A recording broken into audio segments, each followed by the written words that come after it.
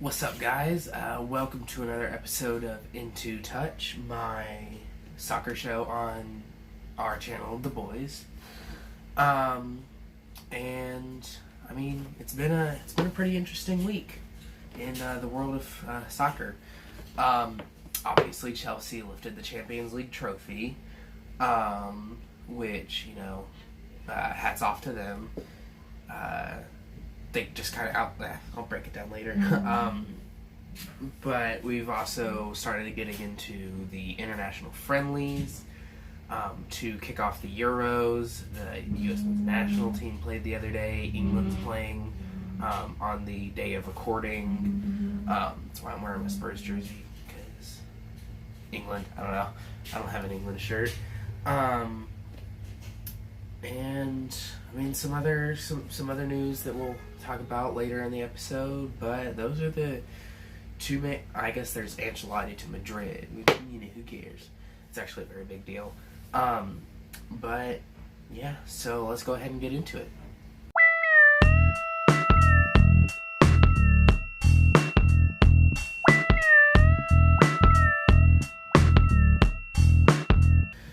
Alright, so we're going to go ahead and start off with the Champions League final, which is, the biggest game in world football. Like, besides maybe the World Cup final. Wow,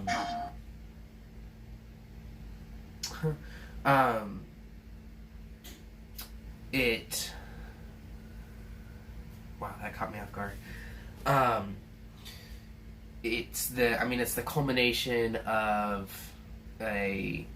especially this year, very, very long season with a very packed schedule and lots of games to play in very difficult conditions.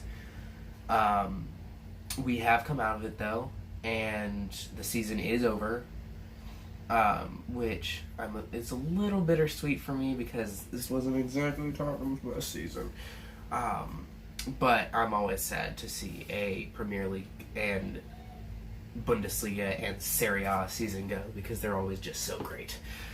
But the Champions League was the final game of the 2020-2021 season, and I feel like it was really good. It ended 1-0, which was just the same as last year's Champions League final. But unlike last year's, this one was actually a lot more exciting, even though it just had one goal. That one goal came from Kai Havertz in the 45th minute. It was right before halftime. And, I mean, wasn't exactly the classiest goal, but it was the goal itself, him getting past Ederson and just kind of tapping it in. I mean, that took some skill. Best part about that goal was Mason Mount's cross, though. I guess it wasn't a cross, it was a pass, but still, Mason Mount. He's criminally underrated. But yeah, I mean, it was just a really good game, and both teams did really well. Pep Guardiola, I praised him last week on the team of the season, or on the team of the season video. I also said he would probably win the treble. It looks like it's the curse of me. He blew it. That's pretty much that's just what anyone would say about it. He overthought the tactics, which he does all the time in big games. And I mean, yeah, he just blew it. He didn't play Fernandinho or Rodri, their two best center defensive midfielders, which has only happened twice this season, and they've lost that one of those and drawn one of those.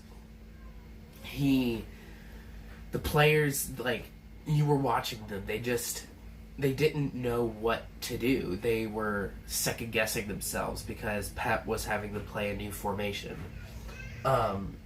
And I think that's what eventually led to their loss in this game. He overthought the tactics and chose a lineup that he hasn't, or chose a lineup in a style he hadn't chosen in a while.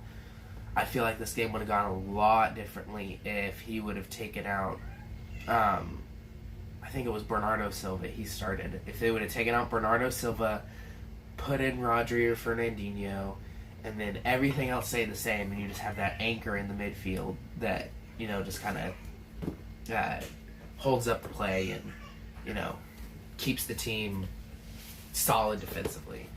And I don't want this to take away from Chelsea's achievement of winning this, because they did phenomenally.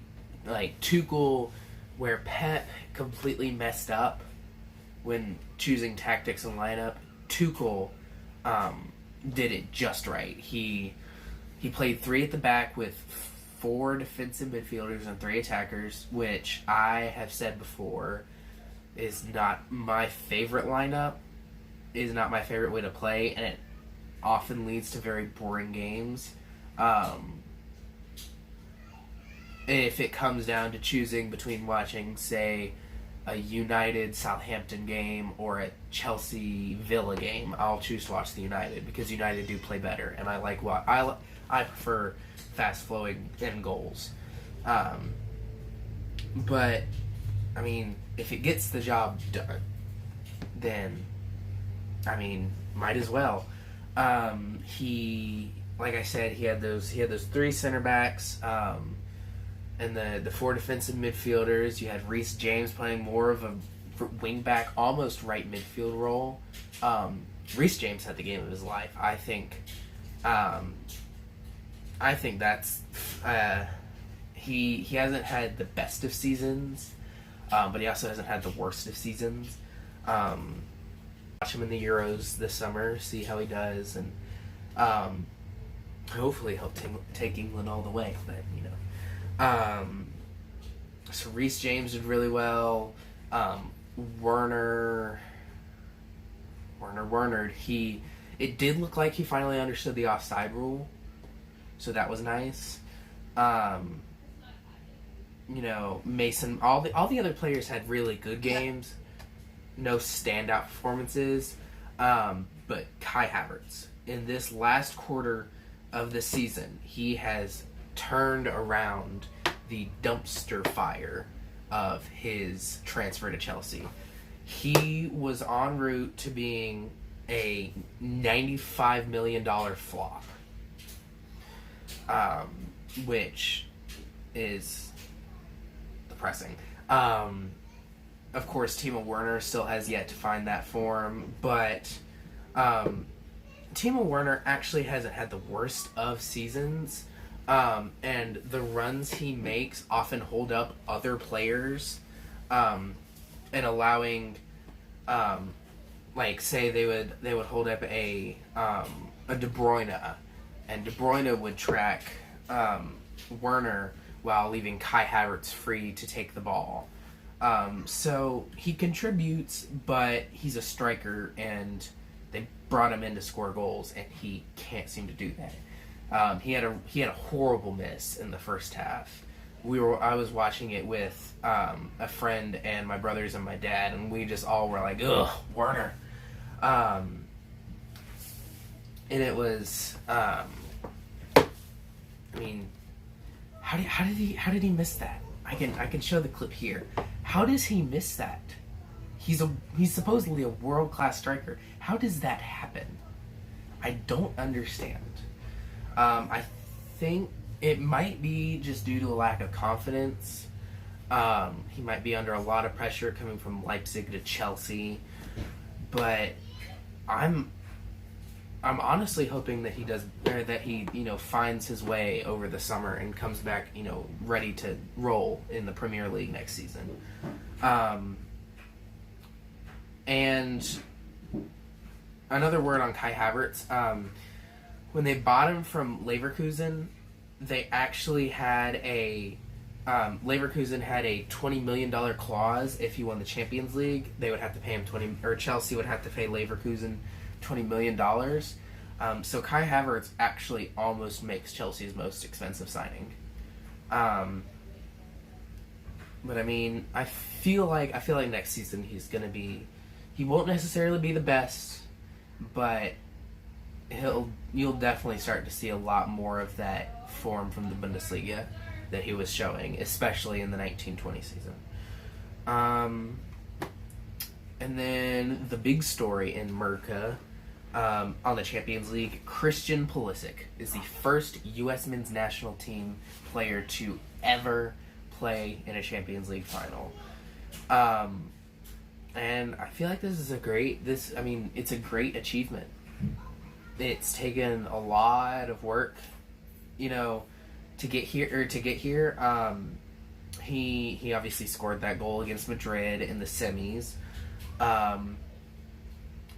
And I mean, you look at your Clint Dempsey's and your Landon Donovans, who are hailed as the greatest U.S. men's national team players there have ever been. But while Clint Dempsey was really good, he played for Fulham. Landon Donovan was just an MLS guy most of his career. Christian Pulisic is a key impact player for Chelsea. Chelsea, who just won the Champions League, and we're in the FA Cup final. This is, he's on another level. That being said, we shouldn't rush the U.S. We shouldn't rush the U.S. men's national team. We're just kind of taking baby steps, and one baby step at a time. One baby step at a time. America wins the Champions League. But if we try to rush them, then it could just end up like other U.S. men's national teams in the past, and crap. But we're off to a really good start. Pulisic, he hasn't started like I wanted him to. And he said himself he doesn't necessarily like the role or the title of super sub. But I feel like that's a good space for him to be in right now. If he could come on and score goals as a super sub, eventually, and he proves himself in training. That's another big thing. He needs to prove himself in training. If he does both of those things, then he will eventually get regular starting time for Chelsea. He just needs to prove himself to Thomas Tuchel. He had one big chance in the final, and he Wernered it. When we were watching it, we all, jumped up, and I legitimately thought I saw the ball hit the back of the net. And I was celebrating, and then I look back, and I see Pulisic is like, oh. And then they show the replay, and it didn't end up in the back of the net, which was really sad. But still, he came on, and he almost scored a goal. He was being tracked pretty well defensively, so, won't necessarily, I guess, go after him like we do with Werner. But, that was kind of a sitter that he missed. So, in the end, Chelsea have won the Champions League final. And Thomas Tuchel, came in, was it January or December?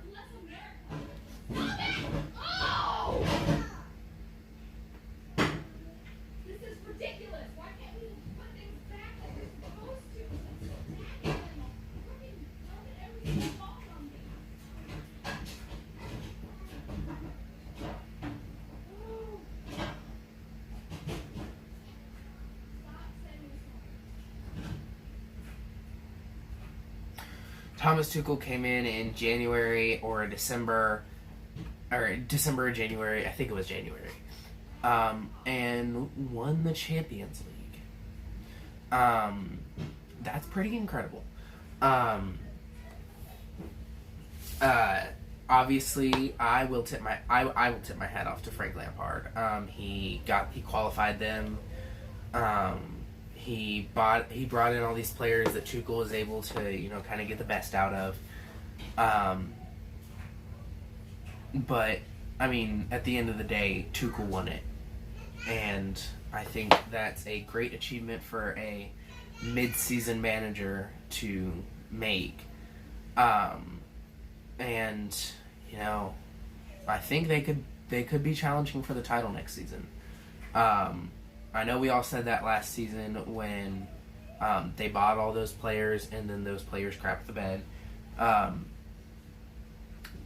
But I genuinely think with Thomas Tuchel they have more of a shot than they did this season. Some other key moments in the final. Thiago Silva went off injured. Kevin De Bruyne went off very injured. I think he had an orbital fracture to his right eye and a fractured nose, so he's a doubt for the Euros with Belgium this season, or this summer.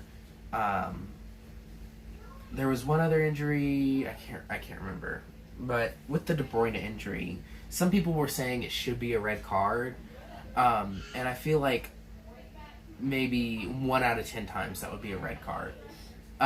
It looked more like Rudiger ran into him from my perspective.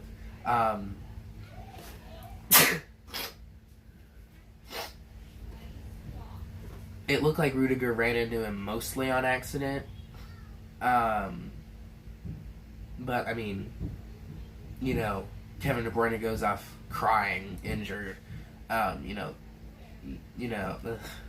was a sad sight. Hopefully he's better and playing for Belgium this season. Why do I keep saying this season? This summer. And get well soon. On to the next big piece of news. Carlo Ancelotti has returned to manage Real Madrid. One of my favorite soccer podcasts tweeted this out. They said they woke up. The guy who does it is an Everton fan. He said he woke up that morning not expecting to have his world turned upside down. Carlo Ancelotti came in December of last season. He's had about a season and a half with Everton. And was he really that good there? I mean, he's a world-class manager. Let's first let's go over Carlo Ancelotti's achievements. He won the Serie A with Milan, along with 2 Champions Leagues with Milan, and a Club World Cup. He won the Premier League and the FA Cup with Chelsea. He won the Club World Cup and the Champions League with Real Madrid. He won a Bundesliga with Bayern Munich. And I mean, I'm not really sure. He also he brought Madrid their 10th Champions League. It's called La Decima. So he's kind of like a cult hero there. I feel like looking at his track record, Everton was a downgrade. I'm gonna be honest here. I didn't really know his record until yesterday. But now looking at it, Everton was, it wasn't exact. It was a downgrade, like I said. And I feel like he was hailed as Mr. Fantastico or Carlo Magnifico. But he didn't really do very well with Everton. The first season, I think they finished 14th, and then this season they finished 10th. So he couldn't bring them European qualification. He bought all these players in the summer, and James couldn't give 2 rips about Everton these days. And Allan came for Ancelotti, and now he's leaving. So, I mean, I don't want to speak too soon, but depending on what manager they get, Everton could be looking at a relegation. That seems like a lot, but I'm going to say Everton could be looking at a relegation battle next season. They haven't done it in the Premier League this season, or really any seasons, for a very long time. They beat Liverpool at Anfield, which, great achievement, but that's not going to get you more money to make a better squad. I feel their problem this year was they were trying to do it too fast. They brought in, world class players on huge wages that don't do anything. And I feel like Everton are sort of looking at a crisis here. But we'll just have to wait and see until next season. And I like Everton personally. I hope they don't get relegated, but it could be likely. And in other news, Brentford have been promoted to the Premier League, or the top flight, I guess, for the first time since 1947. I wasn't able to watch most of this game. It was the playoff final. They beat Swansea 2-0. I saw the 2 goals though. And I mean, Brentford, I feel like they'll be a really good addition to the Premier League. They won't necessarily, I don't think they'll perform super well. I don't even think they'll perform on the level of Leeds did this season, or maybe a better comparison is Sheffield in their first season. I'm predicting maybe a 14th or 15th place finish. I don't think they will get relegated though. I mean, this was their 5th successive playoff final. Well, maybe not. I don't think it was successive, but this was their 5th playoff final this decade, and they finally did it. Last year's against Fulham was definitely. I did watch that full game. It was definitely very, very sad. And then they went and lost Ollie Watkins to Aston Villa, who is a really, really good striker, by the way. He scored that hat trick against Liverpool, which is, makes him the best. But they still managed to do it this season. They made it to the playoff final, and this time they won it. So congratulations to the Bees. I'll enjoy seeing you along with Norwich and Watford next season, and hopefully you give us a show. Sorry for the crying children. Moving on to the U.S. men's national team. We played on Sunday in an international friendly against Switzerland, and we lost. Sebastian Legit scored in the 5th. I didn't write down his first name. And then Rodriguez scored in the 10th, and this guy named Zuber in the 63rd. It was a 2-1 loss to Switzerland. And I feel like we shouldn't read into this too much. It is just an international friendly. We didn't have Pulisic or Steffen. So shouldn't read into it too much. Shouldn't worry too much about it. But on the other hand, I do feel like it's kind of a wake-up call. We were on a winning streak of 7 games, but we were also beating the crap out of crappy teams. So I feel like it is just an international friendly. We didn't have 2 of our key players. I don't think we should read into it that much, but it is a wake-up call that once we play a quality team, we do need to maybe try a little harder. We have Honduras in the Nations League on Thursday, the 3rd of June. So that's the CONCACAF Nations League. It's the semifinal. So that's exciting. Maybe we can finally win some silverware. Boost our confidence before the Gold Cup. Also, in other news, Gio Reyna will not be allowed to play most of the Gold Cup matches because Dortmund want him to focus on his preseason with Dortmund, which I don't really agree with. I feel like he should have a choice, but Dortmund did kind of have a crappy season. I can see them wanting to make sure that they're ready. Moving on to the England squad. Gareth Southgate has finally released his England squad for Euro. Technically it's 2020, but it's 2021. Here, I'll go ahead and read it off here. The goalkeepers, Dean Henderson, Sam Johnston, and Jordan Pickford. The defenders, Trent Alexander-Arnold, Ben Chilwell, Connor Cody, Reece James, Harry Maguire, Tyrone Mings, Luke Shaw, John Stones, Kieran Trippier, and Kyle Walker. The midfielders, Jude Bellingham, Jordan Henderson, Mason Mount, Calvin Phillips, and Declan Rice. And the forwards, Dominic Calvert-Lewin, Phil Foden, Jack Grealish, Harry Kane, Marcus Rashford, Bukayo Saka, Jadon Sancho, and Raheem Sterling. That's a really strong squad, just saying. But the most of the news surrounding this team is, will Trent make it or will he not?